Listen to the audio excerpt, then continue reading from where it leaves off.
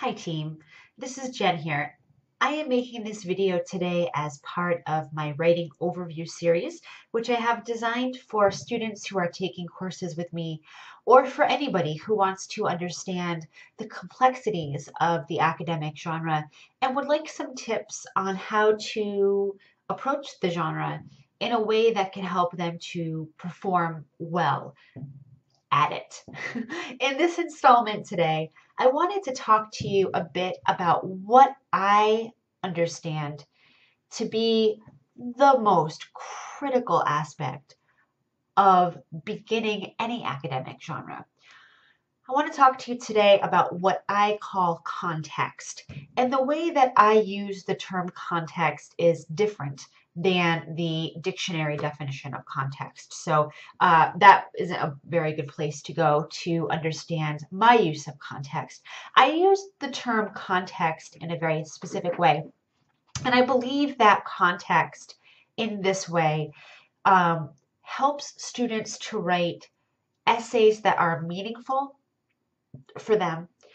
And they have that element that I value so much in the academic genre, and that is the new and the interesting. I think it's very important that in addition to all of the moves along the line of inquiry, such as argumentation and evidencing, that essays are new and interesting.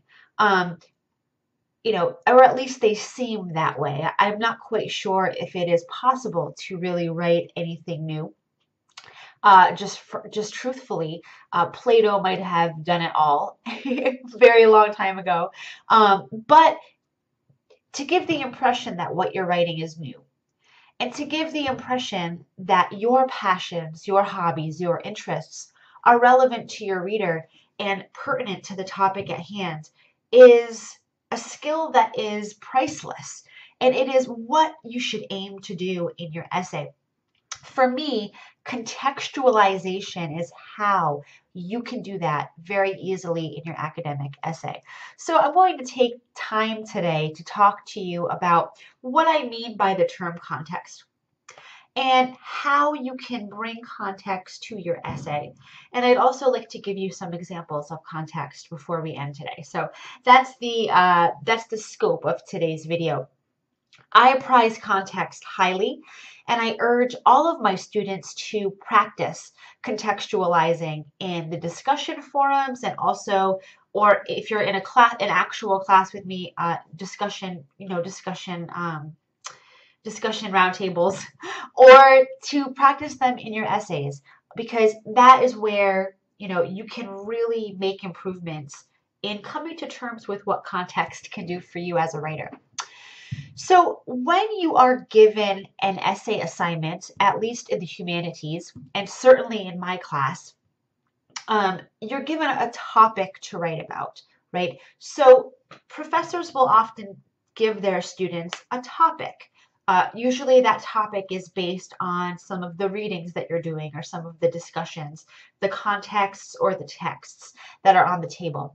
So when you're given the topic, topics are oftentimes extremely broad in scope.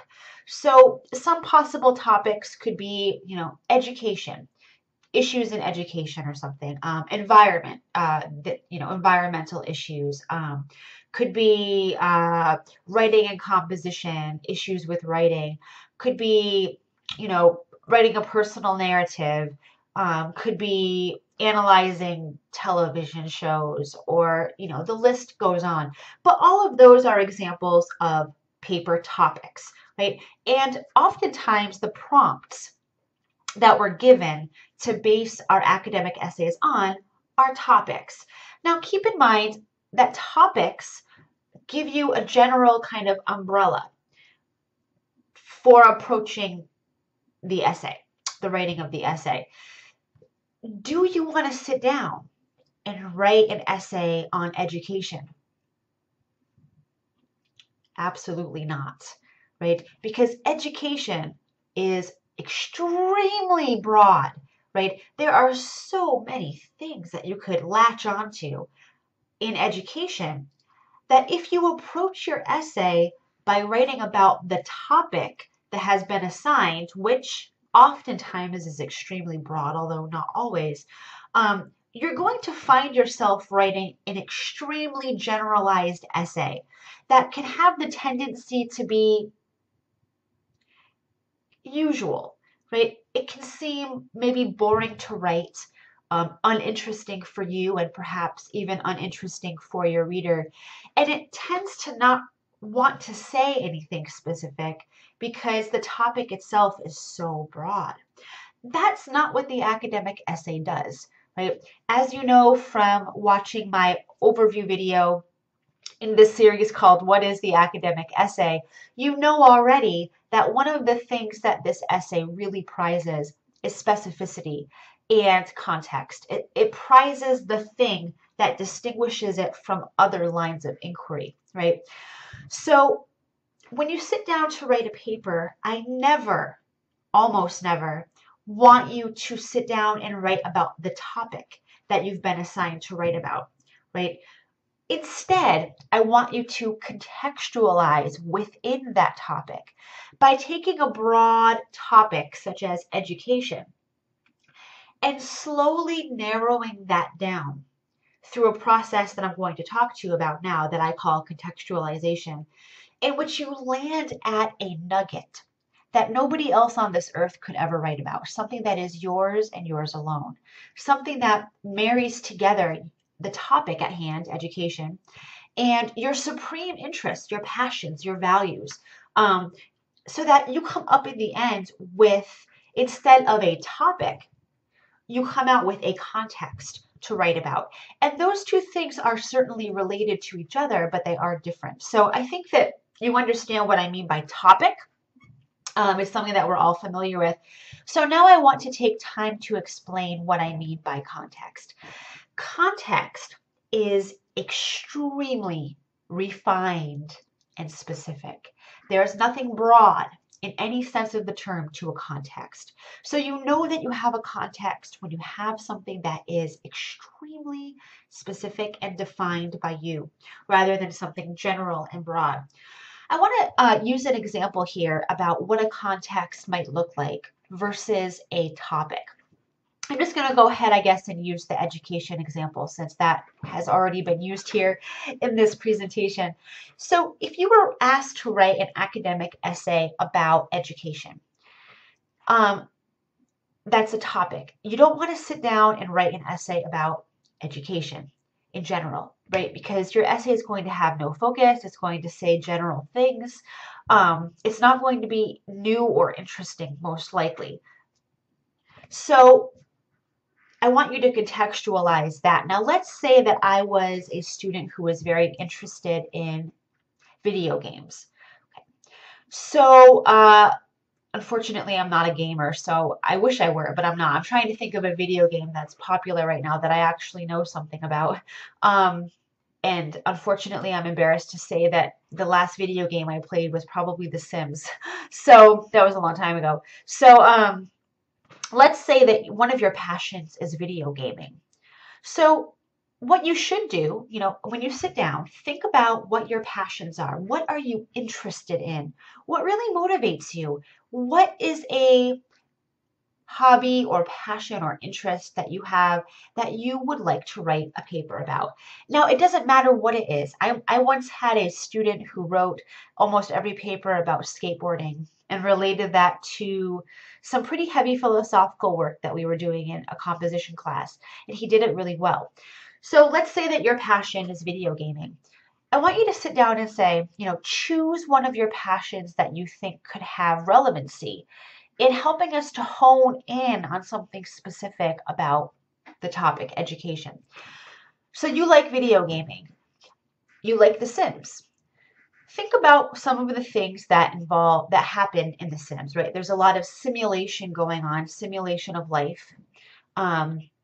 Students who play The Sims, for example, can do so online, engaging with other students and other video gaming communities. They can build a sense of community from that.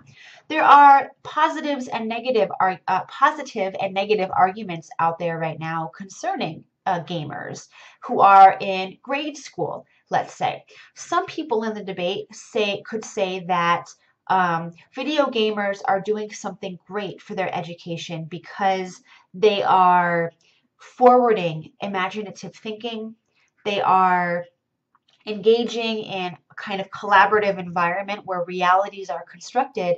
And this has stakes because our world today needs to change. And it's only through imaginative engagement that we can take hold of our reality and translate that into what we want it to be. So, in some ways, for example, gaming can be a positive thing. On the other hand, there are arguments against video gaming, whatever, for example, that could say, you know, video gaming is tricking gamers into believing that they have power, when in fact they're being disempowered by the process of focusing their energies, which could change the world, onto something artificial, rather than taking the kind of movements that could really improve our society. They're focusing them on things that don't actually matter, right? Things that aren't really real. And so by doing that, what we're doing is we're disabling revolution. And this is a tool or a tactic that has been constructed in our first world countries in order to stagnate growth and change and revolution. So let's just say that you're engaging that discourse through video gaming and by focusing on The Sims. Now that is a little bit more specific. And you want to talk about how video gaming can have merit in education today. But that's not quite specific enough, not really. It's still fairly broad. Let's say that you are a female gamer and you are interested in looking at some of the politics behind being a female gamer in that context that you've outlined. So you not only want to focus on what gaming can bring to education in a positive way, and also what it can bring in a negative way, but you also want to hone in on some of the complications that being a female gamer bring to the platform, particularly in an academic discourse. So now, when you sit down to write your essay, you're not writing about education in toto for all time, forever and ever, since the dawn of man, and education in a very broad way. Instead, you're using a unique lens that you have as a gamer of The Sims in an online community, and you're accessing some of the ethos, some of the arguments that surround that discourse, and you're coming at it from your slant as a unique gamer with unique experiences, as a female gamer who maybe was bullied in high school or something. Okay, so you're coming to the essay now not with the idea that you're writing an essay about education, but that you're writing an essay as a female bullied gamer who's interested in unearthing the complexities of playing The Sims in an online discourse and what those observations have with teaching, what relevancy that has with forwarding how we think about issues in education today. Not all of the issues, but the issues that pertain to that context. Now, you have an essay worth reading and worth writing about. Do you agree with me? Context is the key to academic writing. It helps to humanize you, makes you interested about what you're writing about. You're still writing about education, but you can still engage the text that your professor has asked you to engage, if she has asked you to engage certain texts. But you're doing it through a lens that you care about, something that means something to you. So that is what I mean by contextualizing. Now, there are many, many ways that you can contextualize. One way is just by sitting down and thinking it out, right? There's some merit to just sitting down and saying, I want to try contextualizing this topic of education. What are some ways in? What do I love? One question that I often ask students when they come to office hours for me to help them with contextualization is I sit down with my notebook and I say, Julie, tell me a little bit about what you love. And she kind of looks at me strangely like, what? I thought we were talking about the paper. The paper is about, global warming. And I'll say, I don't care about that right now. Right now, I just want you to tell me a little bit about what are you interested in? What do you like? What do you want to change about the world? What do you care about? Where have you been? And we'll oftentimes have a conversation about that. And I'll write down things in my notebook that I think could be relevant to the context, to the topic of whatever, global warming. And together we'll piecemeal a paper idea that can work, that brings in global warming and Julia's passions, her interests. There's always a connection that can be made between any two things. If you dig deep enough, and that if you're able to analyze something enough to break it down into its smallest parts, those small parts have a place in everything. So if you can find that way in, you're golden. It can be done with anything. Believe me, I've seen it many, many times over many years. Very interesting things that students can do through contextualizing. But if just talking it out or thinking it out isn't working for you, there are some strategies that you can engage. One is clustering. Clustering is something that has been used as a brainstorming activity for a very long time in composition classes. And if you're not familiar with clustering, go ahead and just do a Google search for clustering. You'll see some diagrams come up that you can copy. You'll see some insights about how to cluster. That's one approach to settling on something that could be useful for you. Another way in is a Freudian technique called free association. And you need somebody else to do this with you to free associate. Although not necessarily, you could always record yourself. So you can look that up on Google and look up Freud's free association. There are other ways in. For me, the best approach is always just to have a conversation with yourself or with someone else and to think seriously about what it is that you care about, why you care about that, and how you can connect what you love to the topic at hand, to make it relevant, to make it come alive, to make it meaningful for you. I hope that gives you some sense of what I mean by contextualization. It takes practice and it takes an openness to reimagine what academics do, to what academic discourse does, and to push that potential hard into the future, to let yourself be a part of the process. Because if you write about things that you're disinterested in, the essay is uninteresting, right? For yourself and for your readers potentially. So think about always contextualizing everything that you write about, right? Writing about something in general is going to give you fewer pages. It's going to give you fewer ideas. When you think about something extremely specific, you've got a lot more work to do as a writer.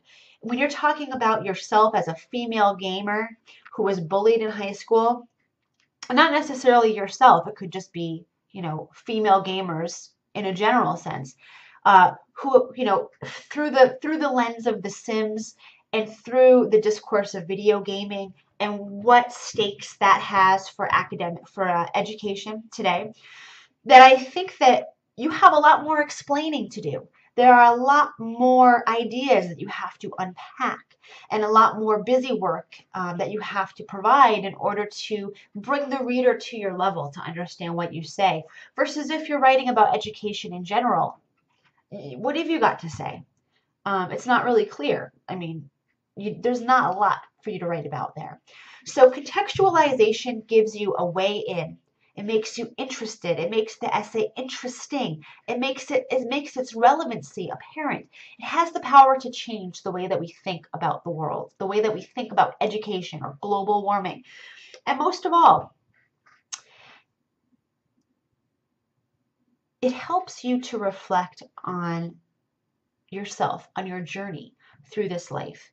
And I think that, well, writing in any genre serves that purpose. It has the potential to serve that purpose. So context, guys, it's awesome.